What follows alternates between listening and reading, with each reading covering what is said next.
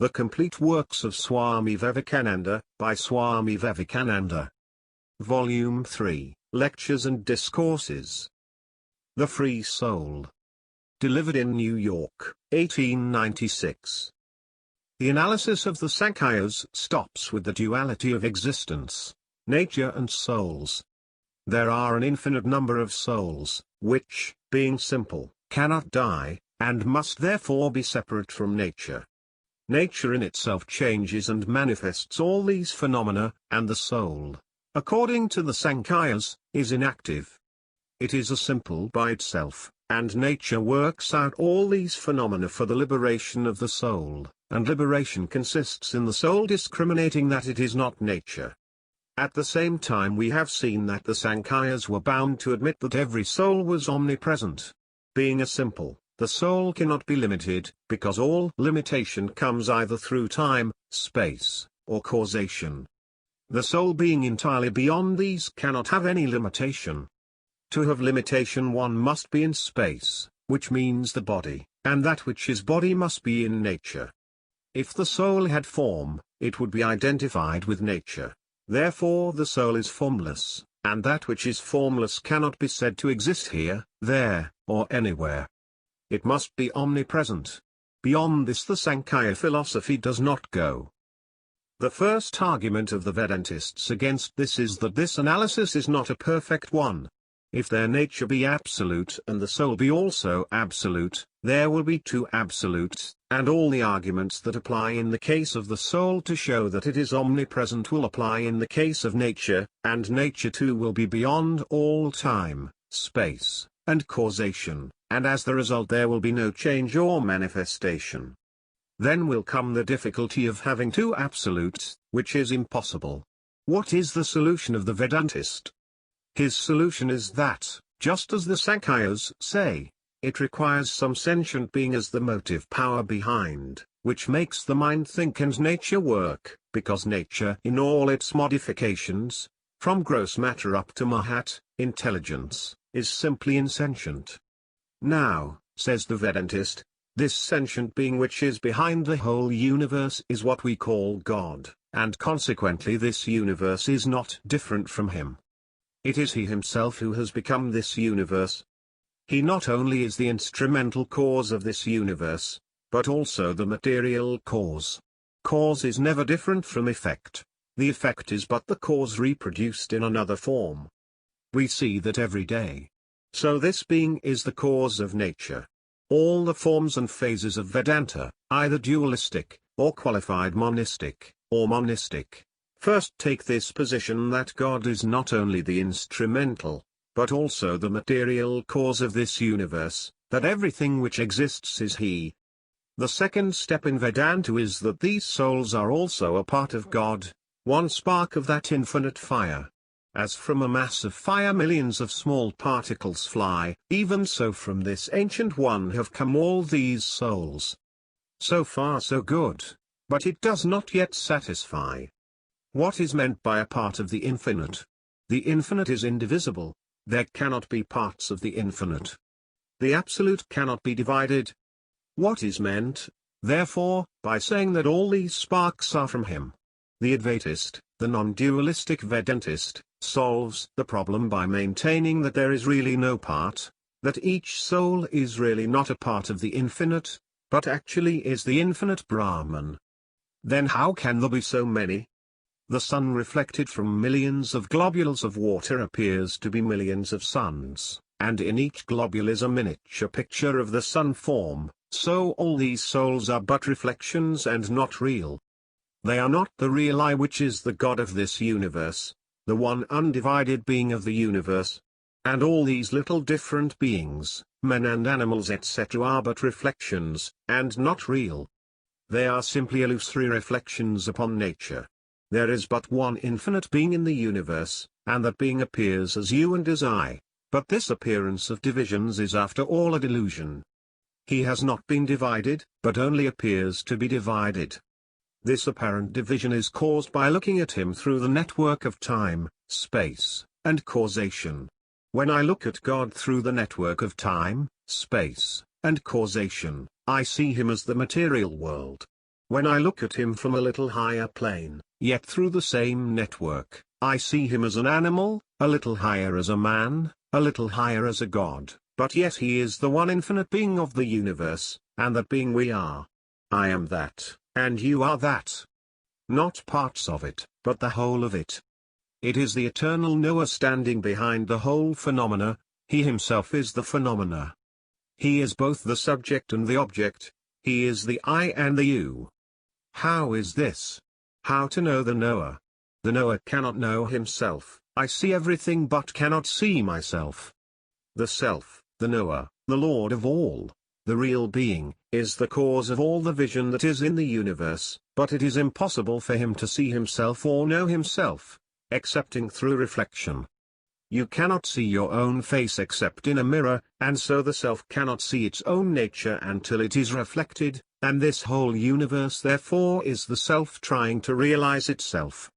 This reflection is thrown back first from the protoplasm, then from plants and animals, and so on from better and better reflectors, until the best reflector, the perfect man, is reached, just as a man who, wanting to see his face, looks first in a little pool of muddy water, and sees just an outline, then he comes to clear water, and sees a better image, then to a piece of shining metal, and sees a still better image, and at last to a looking-glass, and sees himself reflected as he is. Therefore the perfect man is the highest reflection of that being who is both subject and object. You now find why man instinctively worships everything, and how perfect men are instinctively worshipped as God in every country. You may talk as you like, but it is they who are bound to be worshipped. That is why men worship incarnations, such as Christ or Buddha. They are the most perfect manifestations of the eternal self. They are much higher than all the conceptions of God that you or I can make. A perfect man is much higher than such conceptions. In him the circle becomes complete, the subject and the object become one. In him all delusions go away and in their place comes the realization that he has always been that perfect being. How came this bondage then? How was it possible for this perfect being to degenerate into the imperfect? How was it possible that the free became bound? The Advaitist says, he was never bound, but was always free. Various clouds of various colors come before the sky. They remain there a minute and then pass away. It is the same eternal blue sky stretching there forever. The sky never changes, it is the cloud that is changing. So you are always perfect, eternally perfect. Nothing ever changes your nature, or ever will. All these ideas that I am imperfect, I am a man, or a woman, or a sinner, or I am the mind, I have thought, I will think, all are hallucinations. You never think, you never had a body, you never were imperfect. You are the blessed Lord of this universe, the one almighty ruler of everything that is and ever will be. The one mighty ruler of these suns and stars and moons and earths and planets and all the little bits of our universe. It is through you that the sun shines and the stars shed their luster, and the earth becomes beautiful. It is through your blessedness that they all love and are attracted to each other. You are in all, and you are all. Whom to avoid, and whom to take. You are the all in all. When this knowledge comes, delusion immediately vanishes. I was once traveling in the desert in India. I traveled for over a month and always found the most beautiful landscapes before me, beautiful lakes and all that. One day I was very thirsty and I wanted to have a drink at one of these lakes, but when I approached that lake it vanished.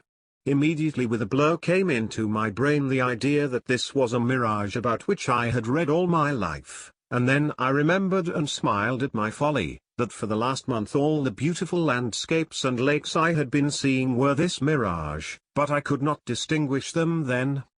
The next morning I again began my march. There was the lake and the landscape, but with it immediately came the idea, this is a mirage. Once known, it had lost its power of illusion. So this illusion of the universe will break one day. The whole of this will vanish, melt away. This is realization. Philosophy is no joke or talk. It has to be realized. This body will vanish. This earth and everything will vanish.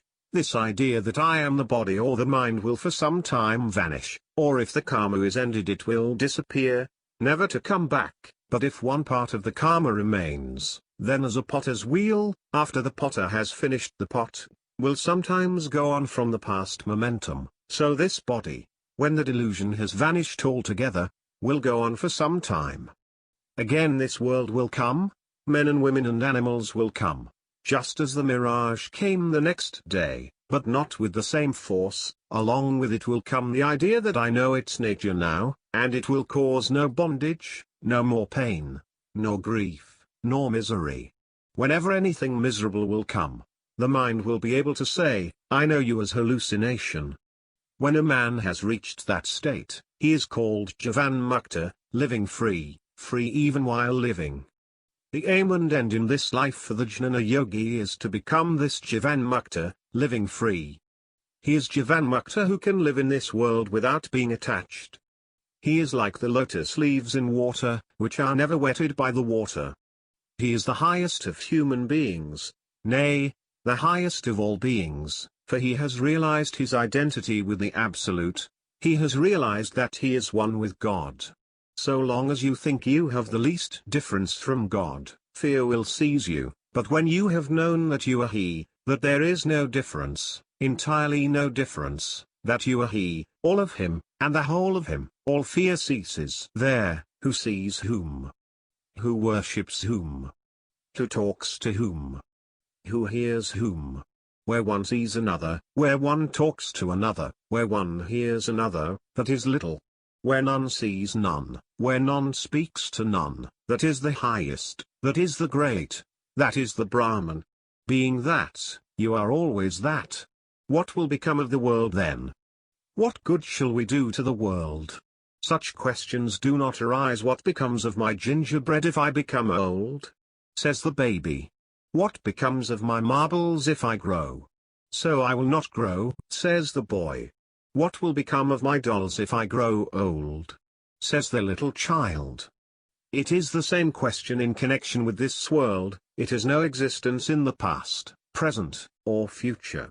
If we have known the Atman as it is, if we have known that there is nothing else but this Atman, that everything else is but a dream, with no existence in reality, then this world with its poverties, its miseries, its wickedness, and its goodness will cease to disturb us.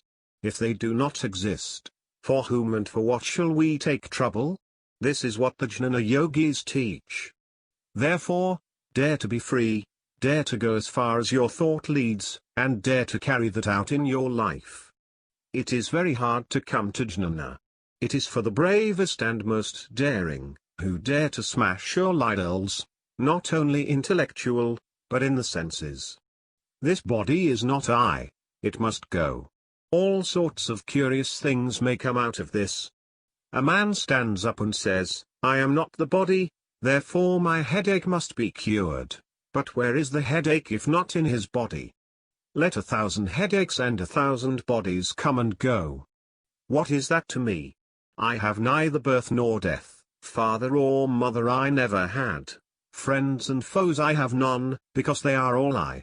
I am my own friend, and I am my own enemy. I am existence, knowledge, bliss absolute. I am He, I am He. If in 1,000 bodies I am suffering from fever and other ills, in millions of bodies I am healthy. If in 1,000 bodies I am starving, in other 1,000 bodies I am feasting. If in thousands of bodies I am suffering misery, in thousands of bodies I am happy. Who shall blame whom, who praise whom? Whom to seek, whom to avoid? I seek none, nor avoid any, for I am all the universe. I praise myself, I blame myself, I suffer for myself, I am happy at my own will, I am free. This is the Jnani, the brave and daring. Let the whole universe tumble down, he smiles and says it never existed, it was all a hallucination. He sees the universe tumble down. Where was it? Where has it gone? Before going into the practical part, we will take up one more intellectual question. So far the logic is tremendously rigorous. If man reasons, there is no place for him to stand until he comes to this, that there is but one existence, that everything else is nothing. There is no other way left for rational mankind but to take this view. But how is it that what is infinite, ever perfect, ever blessed, existence, knowledge, bliss absolute, has come under these delusions? It is the same question that has been asked all the world over. In the vulgar form the question becomes, how did sin come into this world? This is the most vulgar and sensuous form of the question, and the other is the most philosophic form, but the answer is the same. The same question has been asked in various grades and fashions, but in its lower forms it finds no solution, because the stories of apples and serpents and women do not give the explanation. In that state, the question is childish, and so is the answer. But the question has assumed very high proportions now. How did this illusion come? And the answer is as fine. The answer is that we cannot expect any answer to an impossible question. The very question is impossible in terms. You have no right to ask that question. Why? What is perfection? That which is beyond time, space, and causation. That is perfect. Then you ask how the perfect became imperfect. In logical language the question may be put in this form: how did that which is beyond causation become caused? You contradict yourself. You first admit it is beyond causation, and then ask what causes it? This question can only be asked within the limits of causation. As far as time and space and causation extend, so far can this question be asked. But beyond that it will be nonsense to ask it, because the question is illogical. Within time, space, and causation it can never be answered, and what answer may lie beyond these limits can only be known when we have transcended them. Therefore the wise will let this question rest. When a man is ill, he devotes himself to curing his disease without insisting that he must first learn how he came to have it. There is another form of this question, a little lower, but more practical and illustrative. What produced this delusion? Can any reality produce delusion? Certainly not. We see that one delusion produces another, and so on. It is delusion always that produces delusion. It is disease that produces disease, and not health that produces disease. The wave is the same thing as the water, the effect is the cause in another form. The effect is delusion, and therefore the cause must be delusion. What produced this delusion? Another delusion. And so on without beginning. The only question that remains for you to ask is, does not this break your monism, because you get two existences in the universe, one yourself and the other the delusion? The answer is, delusion cannot be called an existence. Thousands of dreams come into your life, but do not form any part of your life. Dreams come and go, they have no existence. To call delusion existence will be sophistry. Therefore there is only one individual existence in the universe, ever free, and ever blessed, and that is what you are. This is the last conclusion reached by the Advaitists. It may then be asked, what becomes of all these various forms of worship? They will remain. They are simply groping in the dark for light, and through this groping light will come. We have just seen that the self cannot see itself. Our knowledge is within the network of Maya, unreality, and beyond that is freedom. Within the network there is slavery. It is all under law, beyond that there is no law. So far as the universe is concerned, existence is ruled by law, and beyond that is freedom. As long as you are in the network of time, space, and causation, to say you are free is nonsense, because in that network all is under rigorous law, sequence, and consequence. Every thought that you think is caused, every feeling has been caused. To say that the will is free is sheer nonsense. It is only when the infinite existence comes, as it were, into this network of Maya that it takes the form of will. Will is a portion of that being, caught in the network of Maya, and therefore free will is a misnomer. It means nothing, sheer nonsense. So is all this talk about freedom. There is no freedom in Maya. Everyone is as much bound in thought, word, deed, and mind, as a piece of stone or this table. That I talk to you now is as rigorous in causation as that you listen to me. There is no freedom until you go beyond Maya. That is the real freedom of the soul. Men, however sharp and intellectual, however clearly they see the force of the logic that nothing here can be free, are all compelled to think they are free. They cannot help it. No work can go on until we begin to say we are free. It means that the freedom we talk about is the glimpse of the blue sky through the clouds, and that the real freedom, the blue sky itself, is behind. True freedom cannot exist in the midst of this delusion, this hallucination, this nonsense of the world, this universe of the senses, body, and mind.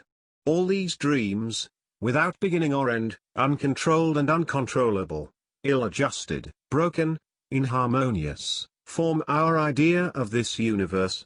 In a dream, when you see a giant with 20 heads chasing you, and you are flying from him, you do not think it is inharmonious. You think it is proper and right. So is this law. All that you call law is simply chance without meaning. In this dream state you call it law. Within Maya, so far as this law of time, space and causation exists, there is no freedom, and all these various forms of worship are within this Maya. The idea of God and the ideas of brute and of man are within this Maya, and as such are equally hallucinations, all of them are dreams.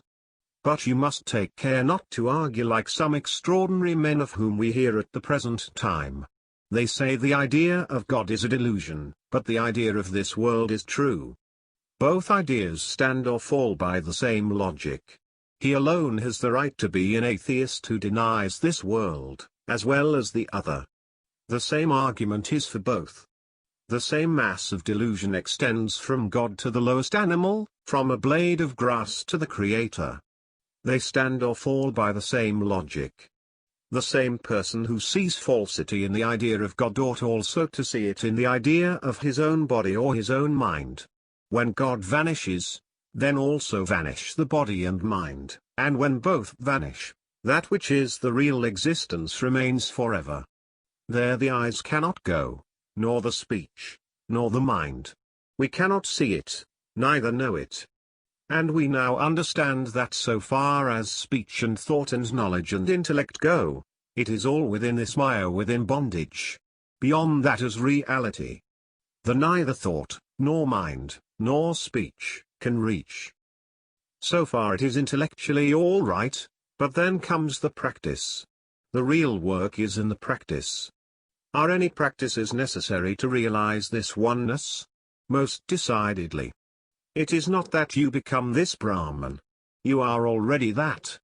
It is not that you are going to become God or perfect, you are already perfect, and whenever you think you are not, it is a delusion. This delusion which says that you are Mr. So-and-so or Mrs. So-and-so can be got rid of by another delusion, and that is practice.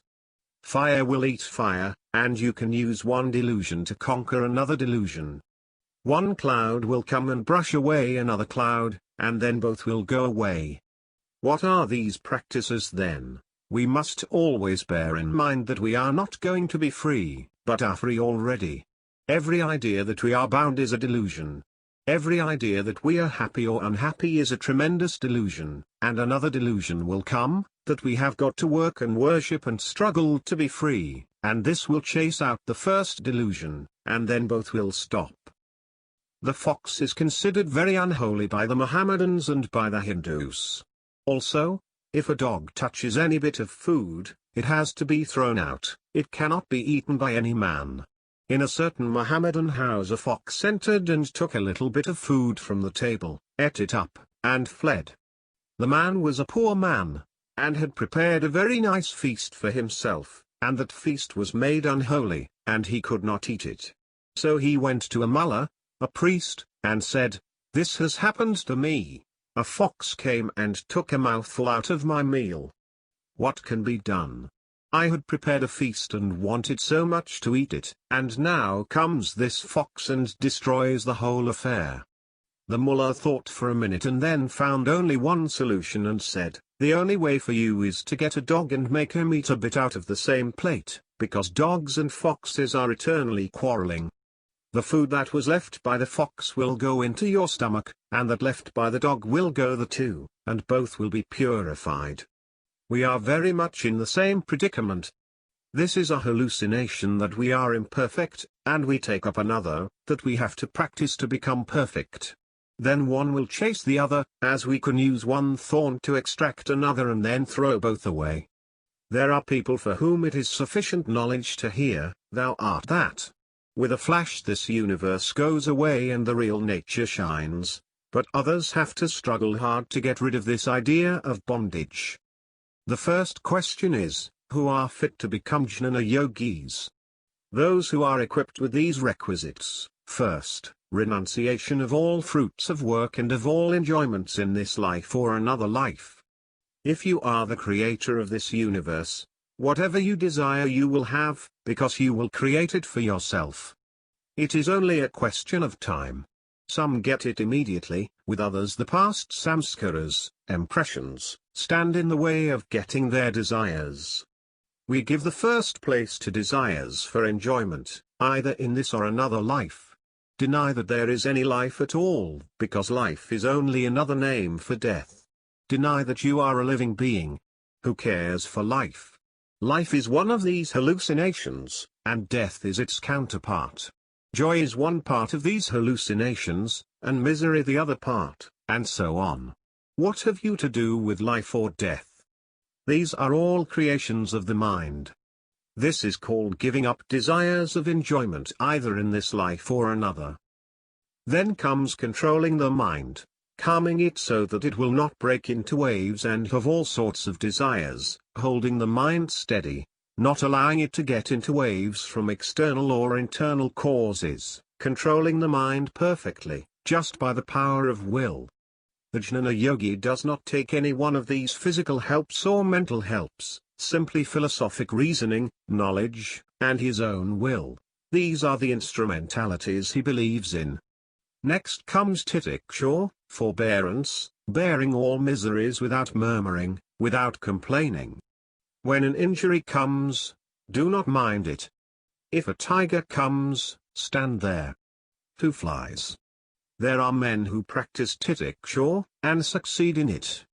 There are men who sleep on the banks of the Ganga in the midsummer sun of India, and in winter float in the waters of the Ganga for a whole day. They do not care. Men sit in the snow of the Himalayas, and do not care to wear any garment. What is heat? What is cold? Let things come and go. What is that to me? I am not the body. It is hard to believe this in these Western countries, but it is better to know that it is done. Just as your people are brave to jump at the mouth of a cannon, or into the midst of the battlefield, so our people are brave to think and act out their philosophy. They give up their lives for it. I am existence, knowledge, bliss absolute, I am he, I am he. Just as the Western ideal is to keep up luxury in practical life, so ours is to keep up the highest form of spirituality, to demonstrate that religion is right merely frothy words, but can be carried out, every bit of it, in this life. This is titiksha, to bear everything, not to complain of anything. I myself have seen men who say, I am the soul. What is the universe to me? Neither pleasure nor pain, nor virtue nor vice, nor heat nor cold is anything to me. That is titiksha, not running after the enjoyments of the body. What is religion? To pray, give me this and that? Foolish ideas of religion. Those who believe them have no true idea of God and soul. My master used to say, the vulture eyes higher and higher until he becomes a speck, but his eye is always on the piece of rotten carrion on the earth.